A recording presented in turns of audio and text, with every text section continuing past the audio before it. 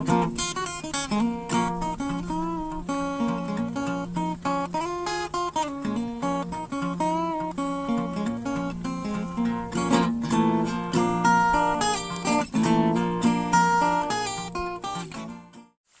welcome to the channel. In today's video, I'm going to be talking about some knots. So I'm going to head over to the hood of the Samurai, which is actually behind the camera there. I'm going to set it up so that you can see my hands and figure out what's going on. And I'm going to tie some knots. Here we go. First knot for today is going to be a bowline.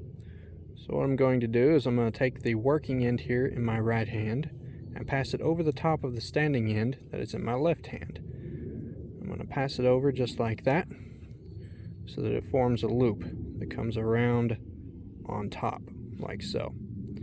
Now I'm going to take this working end right here and I'm going to come up through the bottom of that loop just created, right? So here's the top coming through there. Come up through the bottom, go around the back side of the standing end, just like that, and then back down through the loop it just came out of. That should look like that. And once everything is in place, just pull both sides in opposite directions, tighten it up. Now you have a bowline. Excellent end of the line fixed loop that will not slip. I'm going to go ahead and show a second way to tie a bowline, as it may come in handy sometime. We'll start off the same way by flipping the line over so that it forms a loop on top, just like that. I'm actually going to move that up just a little bit so I have more working end down here. So I'm going to take that loop I just created and flip it over, just like that, so it lays on top of the standing end. So I have that loop right there, and I flip it right over, just like that. Now I reach through the loop and pull that standing end through. So it should form a bite, as you see right there. And now I'm going to keep this kind of funky looking section right there facing toward me. Take the working end, pass through that loop, pulled through, and then pinch that around just like that. And hold these two pieces right here. Take the standing end and pull that away. And that forms a bowline. Just as before, simply a different way to tie it.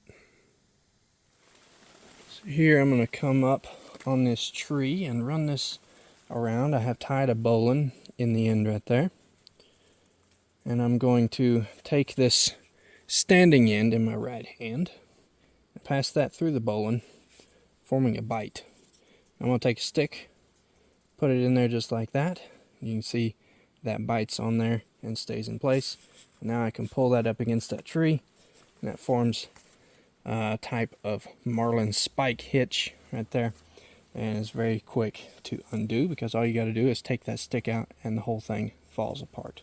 So I'm going to put that back in just like that, pull that up against the tree, and now I'm going to go this way and show you a trucker's hitch.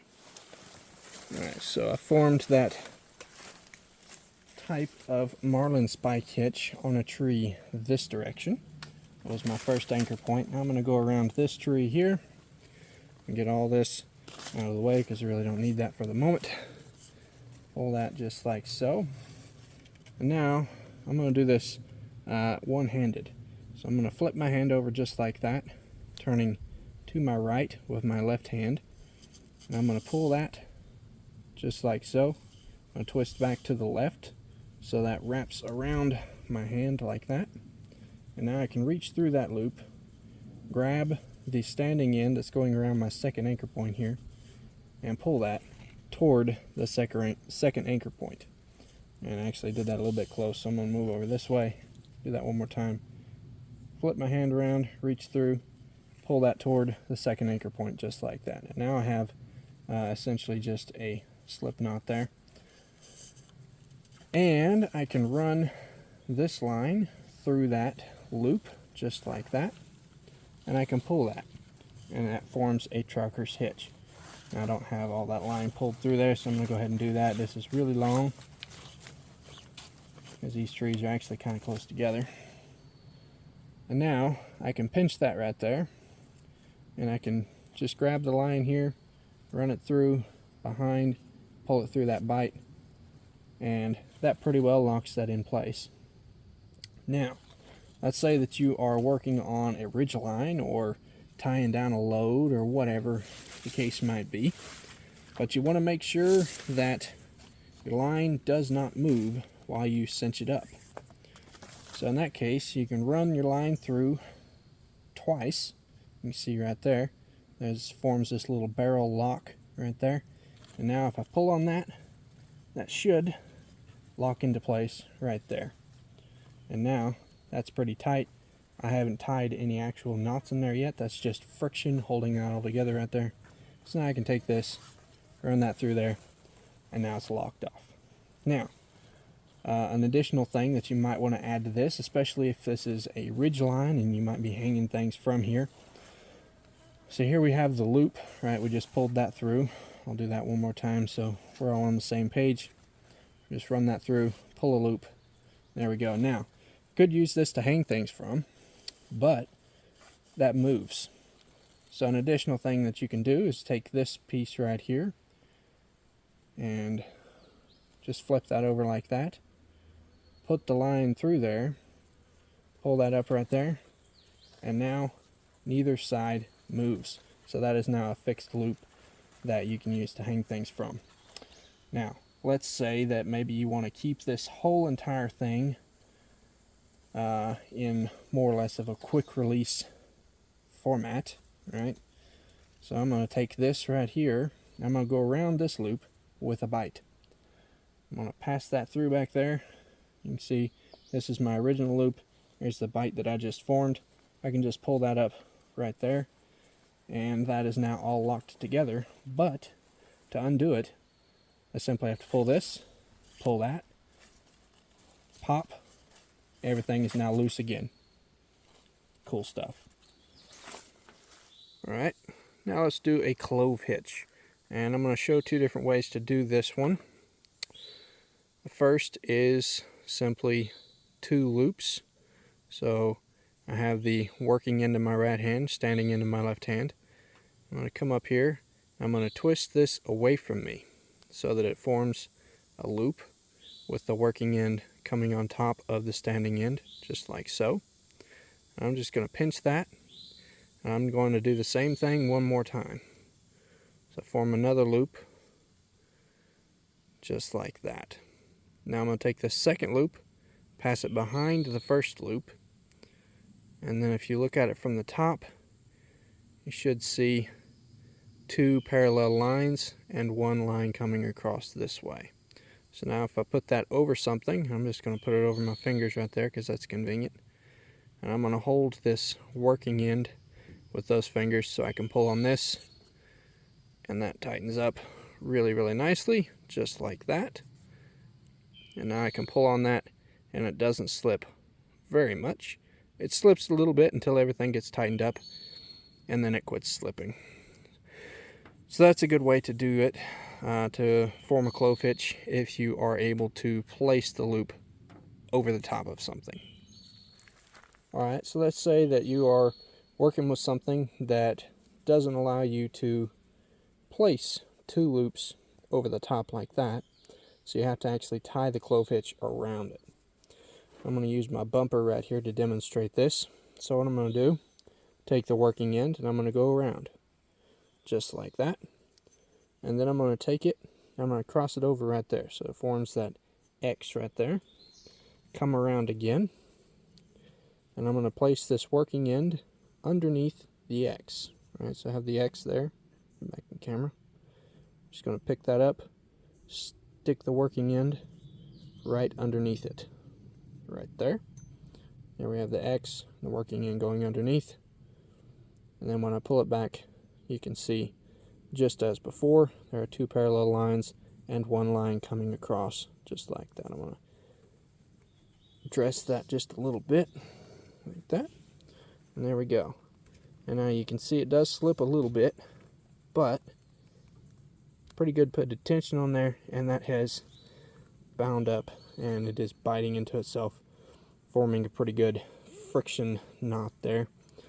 Now, if you want to make this more secure, something I will often do is simply tie a square knot right here on top of the clove hitch, just like that.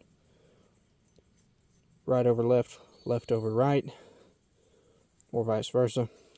And that completely locks that clove hitch in place, just like that. And now I can pull on that all I want. You can see I'm actually moving the car there, and that will not slip. Next up is a sheet bend, and here I have two different diameters of rope because this does work best with two different diameters or two different materials of rope. So this larger diameter here would be the rope that I want to increase the length of, right? It's a little bit too short. I need something extra. So I'm going to form a bite right there. You can see there's just bent in half. So there's a bite. I'm going to take this smaller diameter rope, and I'm going to go up through the bottom of that bite, just like that. I'm going to wrap that all the way around, going away from me, coming back toward me underneath. And then I'm going to pass it back underneath itself on top of the bite that formed in that larger diameter rope, just like that. There we go. So bite in the large diameter like right there, up through the bottom of the bite, away from me, underneath toward me, and then back underneath itself right there. So you can see that X formed on top. So now I'll just pull everything, dress up nice and neat, pull that tight, and now that is secure. Now, let's say that you want to make certain that this is not going to slip.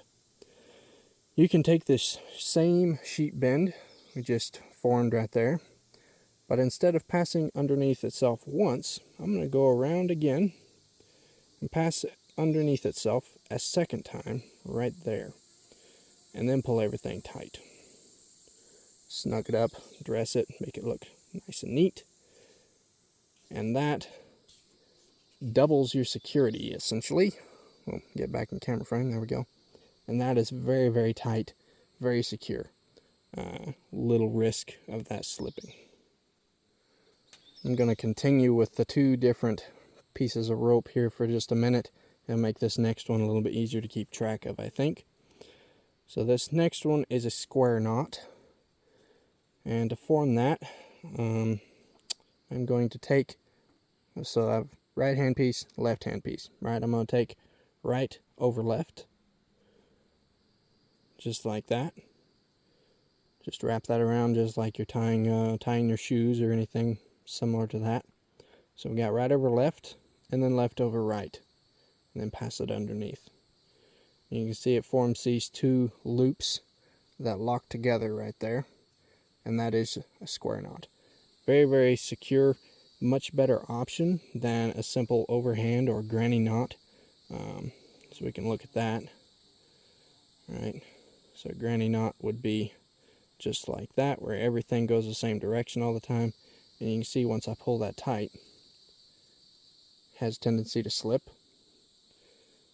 Whereas a square knot, right, I pass it over like this, and here I'm doing it backwards to the way I did it originally, so this was left over right, right over left. Pull that tight, does not slip. So square knot, good alternative to an overhand or granny knot. Right there. One final thing I would like to show is known as a butterfly hank. This is a really good way to keep your line from getting tangled in your pocket or in a pack. So I'm going to start out, I'm going to leave a little tail end right there sticking out, and we'll talk about that more in a minute. And I'm going to pass that between my forefinger and my thumb in the web of my hand right there. Come across, form an X right in the middle of my palm, between my ring finger and my pinky finger there, around the outside, and then just continue that path between the forefinger and the thumb, between the ring finger and the pinky finger right there. Just continue that. Keep going, almost to the end there, and there's a leaf. Move out of the way. Alright, I'm going to leave this section right here out of the hank so I have something to tie it up with. Take that off my hand right there. Pinch that in place. And just wrap that around right there, just like that. Just keep wrapping that around. This keeps everything from coming apart. Just like that. I'm going to stop right there, and I'm going to take this tag end here. I'm going to leave a little space right there to pass a bite underneath, right there, and then pull that just to keep everything in place there, nice and neat. Make it look good for YouTube. There we go. And so now here's that tag end that I had left hanging out originally. And so now I can take that and pull. Everything, no knots, no knots. All good. Completely free and clear of knots, just a little bit twisted, but no knots. So, really good way to keep your line from getting tangled. It's the butterfly hank. Well, thank you for watching. That is all I've got for the handy Ropecraft for the moment. A few knots there, a good way to keep your line from getting tangled, which is always a good thing. But I hope you enjoyed this video. Thank you very much for watching. I would very much appreciate it if you would hit the like button, subscribe to the channel if you've not done so, share the video with your friends, leave a comment down below. Let me know what your favorite knot is. Everybody's got a favorite. Mine tends to be, for the most part, the Bowline. I use that a lot, and it's really fun to do. So, let me know what yours is. But until next time, go forth, enjoy yourself, and always come home safe.